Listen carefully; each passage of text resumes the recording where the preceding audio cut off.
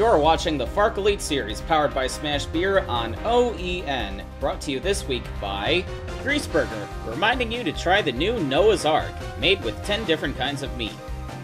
Here are the highlights of 50-50 Sprint number 2 of the Vickers Collision and Glass 200 at the Salem Speedway, race number 46. Zach Webster in the supercharged Energy Lennard for Accelerator Motorsports took the Marlisle pole for the first time this season, and he got a good jump over Bigsby Foot. Taylor Brillin gets into the back of the slowing Bob Steffens, back up into traffic. Jeremy Baker and Brillin are up into the air, and they do several rolls down turn 3. Baker almost cleared the wall. Everybody would be okay, but this would eliminate 7 of the 37 starters. Disaster strikes for points leader Jim Hayes. He cuts down a tire and has to pit. He would go to the back of the field. Lap 9, Brian George in the 81 hits the wall and goes for a loop after getting a nudge from the 619 of Mo Lester. And then he would face more problems on lap 21 as he gets hooked and put into the wall by Mo Lester again. Bob Steffens in car 7 involved in another mess.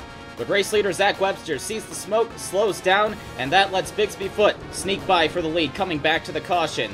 You can't fault Webster for following his instincts, but that was a costly mistake.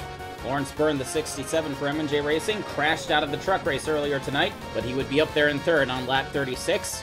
Here's Radomir Stanichev in the Rus Autosport 82, running in 10th place. He and Lev Azarov sharing that car are 14th in points coming into this weekend.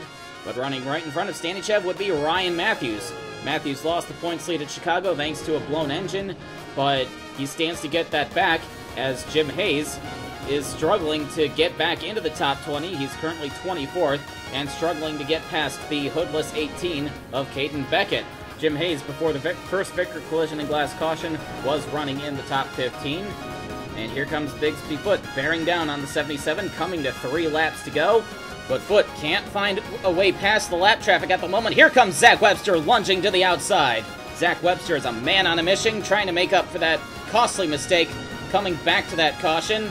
And Webster would pull away from Bigsby Foot in the final laps, coming across the line to take his first FARC Elite Series powered by Smash Beer victory. Good job to Zach Webster in his first full season. Bigsby Foot, Libby Bell, Kelly Splicen, and Todd Stater rounded out the top 5. Ryan Matthews finished 8th, while Jim Hayes misses the feature after a 23rd place finish. A disastrous result for Hayes and Tom Delgado Racing, but Ryan Matthews will have to survive another 200 laps here at Salem Speedway this weekend.